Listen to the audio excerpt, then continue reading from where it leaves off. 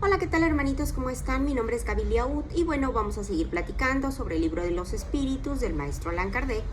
Vamos a platicar sobre las penas y los goces futuros, vamos a hablar de la nada, vamos a hablar de la vida futura y bueno, porque el hombre le tiene miedo a la nada.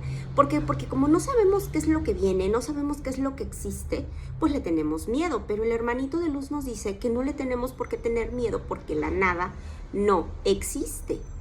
Entonces, ¿de dónde viene el ser humano ese sentimiento instintivo de una vida futura? Y nos dice el hermanito que ya lo hemos dicho. Antes de que nosotros encarnemos como espíritu, nosotros ya conocíamos todas esas cosas. El alma guarda un vago recuerdo que obviamente no se acuerda porque como estamos aquí en este mundo de expiación y pruebas, como estamos aquí encarnados, pues obviamente no recordamos muchas cosas por ese velo que tenemos, pero que una vez regresando al estado espiritual lo vamos a recordar porque ya lo hicimos antes, ya lo vimos, es cosa de regresar a él para poder volver a verlo. En todos los tiempos, el hombre se ha preocupado por el porvenir. Siempre, sea de la cultura que sea, siempre el hombre se ha preocupado por qué es lo que sigue, qué es lo que va a pasar, qué es lo que nos espera, pues. Entonces, ¿qué es lo que le sucede después de ese fatal momento de la muerte al ser humano? Bueno, esa es una pregunta que es muy seria, pero ya lo hemos platicado antes. Quien deba pasar largos años en un país extranjero se preocupa por la situación en la que va a estar mientras se encuentre en ese lugar, ¿sí? La idea de la nada tiene algo que repugna la razón. El hombre que durante su vida ha sido despreocupado, cuando llega el instante supremo, se pregunta qué será de él, porque involuntariamente concibe la esperanza, sí. Pero es que está mal esto, les voy a decir por qué. Porque si nosotros llevamos una vida moral, hacemos caridad, ayudamos, a la hora que nos toque morir, a la hora que nos toque desencarnar, no vamos a sentir esa incertidumbre. Ya lo hemos platicado antes. ¿Por qué? Porque como seguimos la ley de Dios, ayudamos, devolvimos bien por mal. ¿Cómo se devuelve el bien por mal? ¿Sabemos que hay alguien que no nos quiere? Bueno, vamos a hacer una oración. A lo mejor es un enemigo kármico de otra encarnación y vamos a decirle: Padre, por caridad, yo te pido humildemente que me des mucha fuerza moral y espiritual para pasar mis pruebas, que esta persona me perdone el daño que yo le haya hecho en esta o en otra encarnación. De corazón le pido perdón. ¿Para qué? Para que tú puedas seguir y no te tengas que imantar a esa persona. ¿Por qué? Porque la persona, si sigue con ese odio y ese rencor, se va a imantar a ti. Pero en tus manos está no inmantarte tú a ella, ¿sí?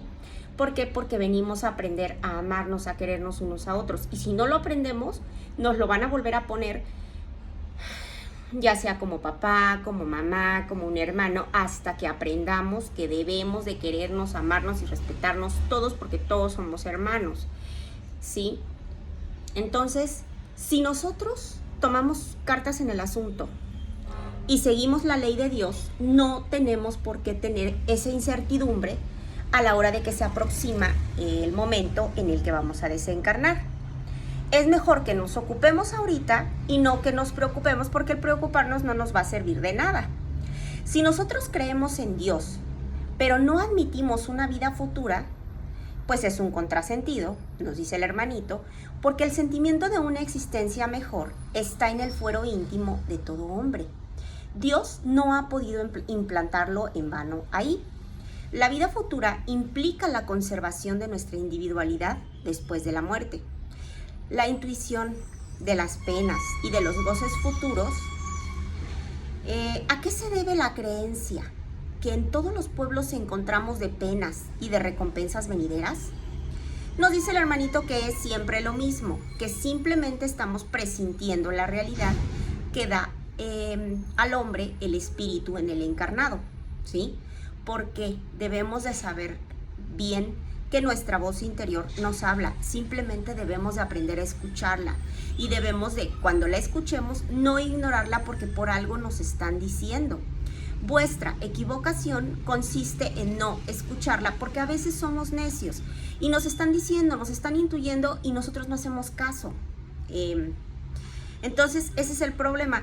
Obviamente ellos no te van a decir, ya ves, yo te dije que hicieras esto. No, pero si ya nos están diciendo qué es lo que hay que hacer y sabemos que es un buen consejo, porque recordemos que hay que aprender a discernir el tipo de comunicaciones que recibimos, entonces hay que hacer caso, porque ellos quieren lo mejor para nosotros, pero ellos no intervienen con el libre albedrío. Y si, aunque ellos nos aconsejen, si nosotros no ponemos de nuestra parte, ellos no pueden venir a hacer las cosas por nosotros. Ya lo hemos platicado antes. Entonces, si nosotros pensamos bien en las comunicaciones, si aprendemos a discernir y nos damos cuenta de que es un buen consejo el que nos están dando, nos ahorraríamos muchos problemas, muchas desilusiones en esta vida material, ¿sale? En el instante de la muerte, ¿cuál es el sentimiento que prevalece en la mayoría de los hombres? Prevalece la duda para los escépticos, el temor para los que son culpables y la esperanza para los hombres de bien. ¿Por qué? Porque llevaron a cabo la ley de Dios, porque ayudaron, porque hicieron caridad, porque devolvieron bien por mal. Pero si durante la vida te dedicaste a estar juzgando a aquel, o sea, a decir, no, es que aquel es esto, aquel es el otro, nosotros no podemos juzgar, ya lo decía Jesús, quien esté libre de pecado que tire la primera piedra.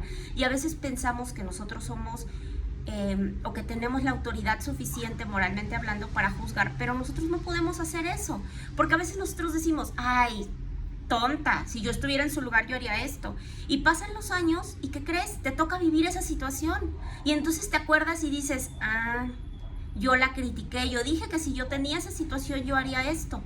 Ah, bueno, entonces te toca demostrar a ti cómo es que realmente lo vas a solucionar, ¿no? Por eso no debemos de juzgar. Por eso debemos de ser indulgentes con los demás. ¿Para qué? Para que si eso es lo que tú estás aventando, eso sea lo que regrese a ti. Indulgencia para con nosotros.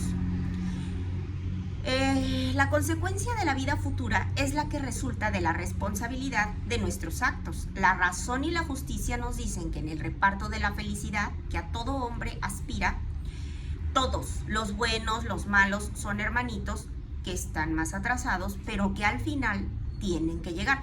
A lo mejor están retrasando mucho su proceso, pero tarde o temprano lo tienen que hacer. Cuando les caiga el 20 de que ya perdieron muchas encarnaciones, cuando vean que cuánto tiempo se están tardando en volver a encarnar, ellos mismos van a tomar la determinación, pero regresamos a lo mismo.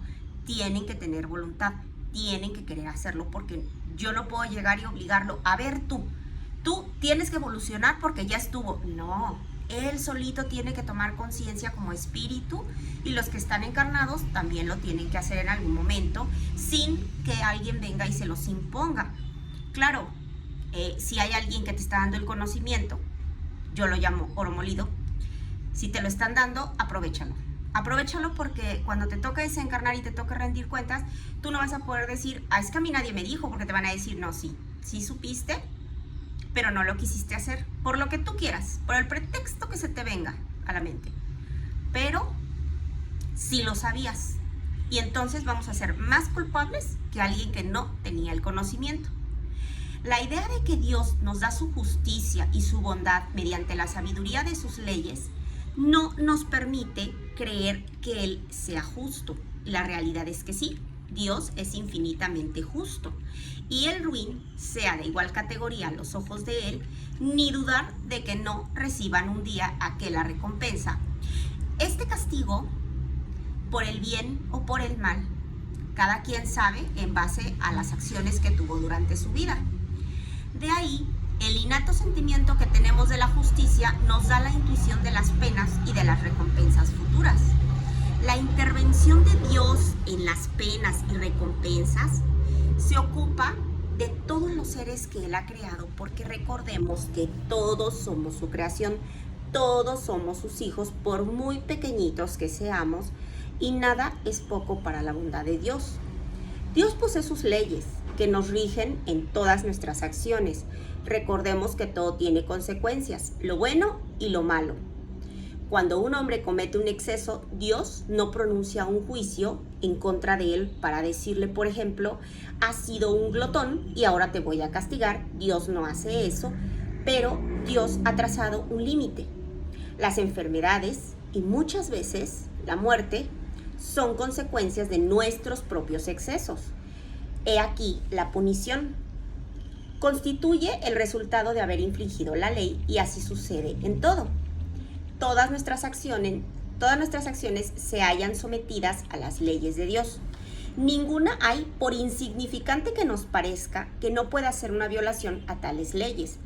Si nosotros sufrimos las secuelas de una violación, solo nosotros mismos lo tenemos que achacar, que así nos vamos a convertir en los artesanos de nuestra dicha o de nuestra desgracia. Porque hay gente que se dedica a buscar culpables. Es que tú, por esto me pasó esto, por esto, pero no se dan cuenta de que nosotros somos los propios culpables de todo lo que nos sucede. Dios es más previsor, por cuanto Él lo que hace es que nos va advirtiendo a cada instante, nos va diciendo si estamos haciendo bien o mal. Él nos está enviando espíritus para que nos inspiren, pero nosotros somos necios y no escuchamos. A todos nos ha pasado alguna vez que nos dicen que hagamos una cosa y no hacemos caso, y entonces cuando nos sucede, nos acordamos y decimos, a mí me lo dijeron. Pero les repito, un hermanito de luz no te va a decir, ya ves, yo te dije que esto te iba a pasar. No, ya no te dicen nada, pues ya la regaste, ya. Pero bueno, ellos cumplieron con intuirnos. Ya la necedad de nosotros ya es cosa de nosotros, que tenemos que trabajar y cambiar uno mismo. No podemos esperar a que el hermanito de luz venga y nos obligue, porque eso no va a suceder. Entonces, además, la diferencia de que Dios otorga siempre al hombre un recurso en sus nuevas existencias para que vaya reparando todos los errores del pasado, en tanto que el Hijo, a que hacemos referencia, no lo tendrá si emplea mal su tiempo. Los pesares y goces del alma después de la muerte, ¿tienen algo de material? No, porque no pueden ser materialistas, porque el alma no es material. Recordemos que lo que tenemos material aquí en esta dimensión es nuestro cuerpo, nuestra materia, que es densa, que es pesada. Eso es lo que tenemos material, pero nuestra alma no lo es, y se dice en el buen sentido.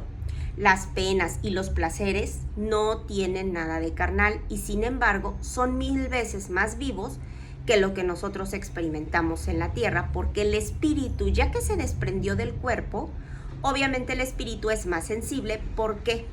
Porque ya no tiene la materia que le está embotando esas sensaciones. ¿Por qué concibe el hombre acerca de los pesares y goces de la vida futura una idea mucho más,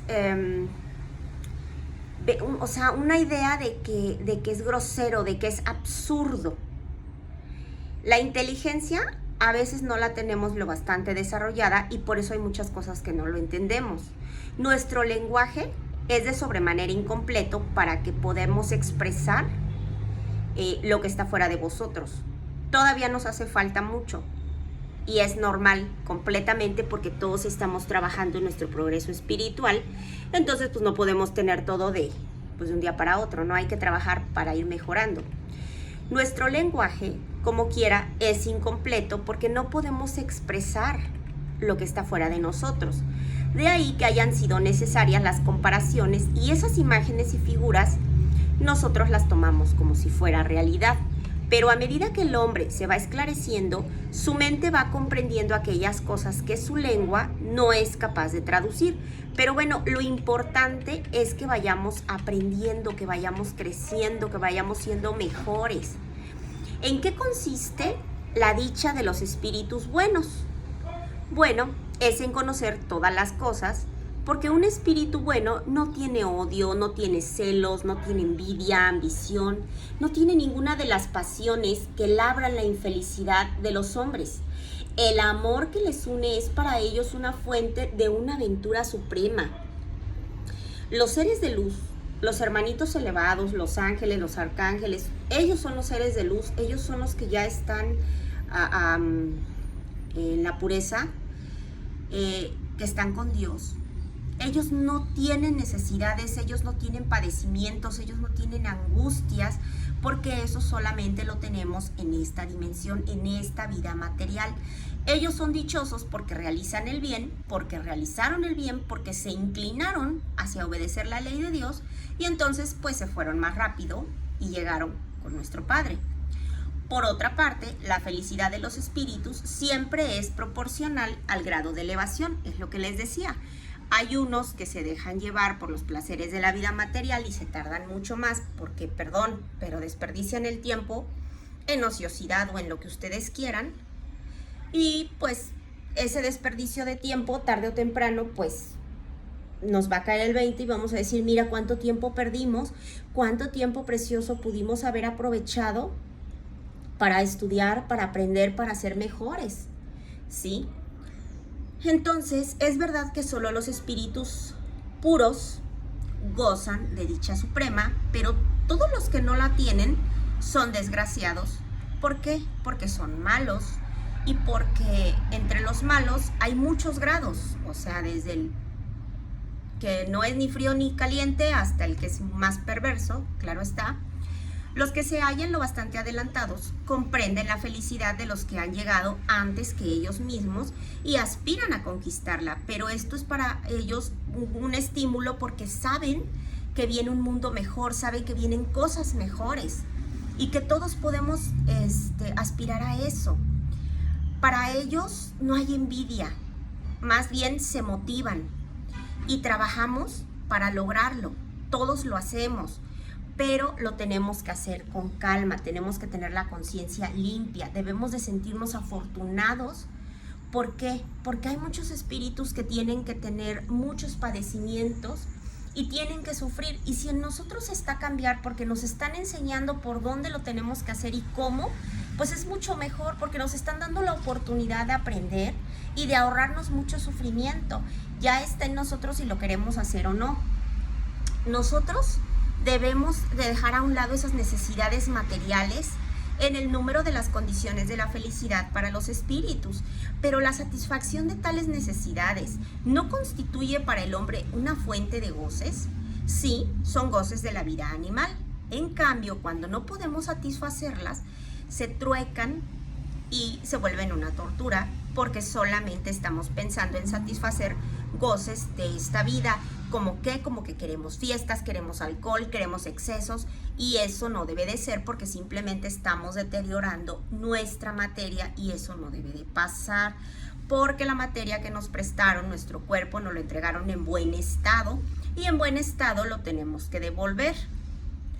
¿Qué hay que entender cuando dicen que los espíritus puros se hallan reunidos en el seno de Dios y que están ocupados en entonar alabanzas al Creador? Es una alegría que pinta la comprensión que ellos tienen de las perfecciones de Dios, porque le ven y le comprenden, pero como tantas otras, no debemos de tomar las cosas literalmente. Ninguna comunicación se toma literal. Toda la naturaleza, desde el granito de arena, canta. Esto es porque se proclama el poder, la sabiduría y la bondad de Dios. Pero no debemos de creer que los espíritus bienaventurados están en contemplación para toda la eternidad. Todos tenemos una ocupación y sería una dicha estúpida y monótona que no tuvieran nada que hacer, que simplemente estuvieran viendo y contemplando. Es la felicidad del egoísta más bien, puesto que en una existencia constituiría una inutilidad sin un término porque ya tienen el nivel absoluto de todo, de elevación, de bondad y de todo. Además, según hemos dicho, conocen y saben todas las cosas. Ellos emplean con provecho la inteligencia que han adquirido para ayudar al progreso de los otros espíritus. Esa es su ocupación, al mismo tiempo un placer, porque no solamente se están preocupando por intuirle a los hermanitos que puedan seguir avanzando y que puedan seguir evolucionando, sino que les es un placer porque ven que hay hermanitos que sí tienen la voluntad de hacerlo, que sí los escuchan, que sí les prestan atención, y eso los motiva para seguir adelante. Un hermanito no nos puede obligar, nuestro protector no nos puede obligar, pero si nosotros en nuestra oración pedimos fortaleza moral y espiritual para pasar nuestras pruebas, si nosotros humildemente pedimos que nos ayuden, que nos guíen, que nos iluminen, ellos lo van a hacer porque nosotros lo estamos pidiendo con amor, lo estamos pidiendo de corazón y por ende es lo que vamos a recibir. Pero si nada más lo estamos pidiendo por pedir, pues obviamente, les repito, los espíritus nos leen como libros abiertos. Entonces podemos engañar a la mamá, al papá, al tío, al primo, pero a Dios, a los espíritus, no los vamos a engañar. ¿Sale? ¿En qué consisten las aflicciones de los espíritus que son inferiores? Son tan variadas como las causas que las han producido y están en relación con el grado de inferioridad, así como los goces lo están en el grado de superioridad en el que se encuentran. Podemos resumirlo así: envidiar todo lo que les falta para ser felices y no poder obtenerlo, ver la dicha y no hallarse en condiciones de alcanzarla, pena y envidia, cólera y desesperación que les impide ser dichosos, remordimientos y ansiedad moral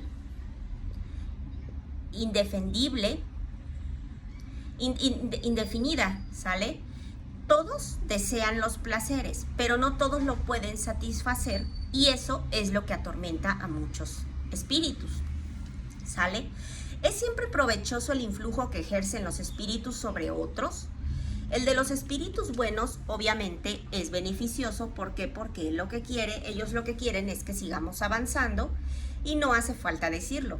Pero los espíritus que son perversos tratan de apartar a los encarnados de la senda del bien y que no se arrepientan, sino que sigan en lo mismo para que les toque padecer, así como ellos están padeciendo en el momento. La muerte no nos va a librar de la tentación porque simplemente nos vamos a quitar la envoltura pesada, pero la influencia de los espíritus pues va a seguir. Va a ser menor sobre los espíritus, es mayor sobre los hombres, pero eso no quiere decir que ya estén librados al 100%. ¿Cómo actúan los malos espíritus para tentar a otros espíritus, puesto que no cuentan con el concurso de las pasiones corporales? Bueno, si nosotros no tenemos pasiones materialmente hablando, siguen en vigencia en el pensamiento de esos espíritus que están atrasados. Los malos fomentan los pensamientos y hacen a sus víctimas que hagan cosas malas para que también puedan sufrir en su momento, y ellos simplemente se divierten. ¿Por qué? Porque está en nosotros permitir, en base a nuestras imperfecciones, que esos espíritus nos gobiernen. O sea, ellos no te van a obligar, tú tienes tu libre albedrío y ellos te pueden decir, sabes qué, ve y mata. Si tú lo haces es porque tú quisiste. No, es que yo escuché a una voz que me decía que iba y que fuera y que matara a no sé quién. Eso sí es cierto, porque sí te hablan los espíritus, pero está en ti hacerlo o no hacerlo. Si tú lo haces, tienes que responder por tus actos porque tienes tu libre albedrío. El espíritu, por muy perverso que sea, simplemente te lo intuyó. Tú decidiste si lo hacías o no lo hacías porque el espíritu no te obligó. Simplemente se aprovechó de que vio que era parte de tus imperfecciones, que era tu talón de Aquiles, y dijo, de aquí soy. Eso fue lo que sucedió. Pero todos tenemos el poder de decidir si lo hacemos o no lo hacemos. Pero, ¿para qué pueden servir esas pasiones si ya no tenemos un objeto real? Ello radica precisamente en el tormento. El avaro contempla el oro como espíritu, ve ese oro y siente tristeza porque no lo puede poseer, no lo puede tener. El libertino, pues las orgías, porque no está en condiciones de participar, las ve y le encantaría ser parte de ellas, pero no puede participar en ellas. El orgulloso, los honores que le envidia y de lo que no puede disfrutar. Pero bueno, cada quien. Pero ¿para qué pueden servir las pasiones si ya no tienen un objeto real? Bueno, en ello radica precisamente el tormento. Ven lo que les encantaría poder hacer si estuvieran encarnados, pero sufren porque están viendo que los que están encarnados sí lo pueden hacer y ellos no lo pueden hacer. ¿Cuáles son los mayores sufrimientos a que pueden verse sometidos los malos espíritus? Bueno, no hay una descripción posible para los suplicios morales que constituyen el castigo de ciertos criminales. Pero incluso los experimenta y sí los experimentan y tienen pues que sufrirlos porque ellos trabajaron para eso. Pero seguramente el más espantoso es el pensamiento que les asalta de que será condenado y bueno, eso es bastante tortura. El hombre se forma acerca de las penas y los goces del alma después de la muerte una idea más o menos elevada según sea el estado de su inteligencia. Cuando más inteligencia la tenemos desarrollada, pues nos vamos a ir depurando y nos vamos a ir desprendiendo de la materia. Vamos a ir contemplando las cosas desde un punto de vista que es más racional y vamos a cesar de interpretar al pie de la letra las imágenes de un lenguaje figurado. La razón es más esclarecida y nos enseña que el alma es un ser enteramente espiritual. Con ello no nos está diciendo que pueda ser afectada por las impresiones que solamente obran sobre la materia, pero de ello no deduce que esté libre de sufrimiento ni que no vaya a recibir un castigo para sus faltas. Todo tiene consecuencias. Las comunicaciones espíritas tienen por resultado mostrarnos el estado en el que vamos a estar, cuál va a ser el futuro de nuestra alma, pero es una realidad. No es un cuento, no es una teoría, no es una especulación, es una realidad.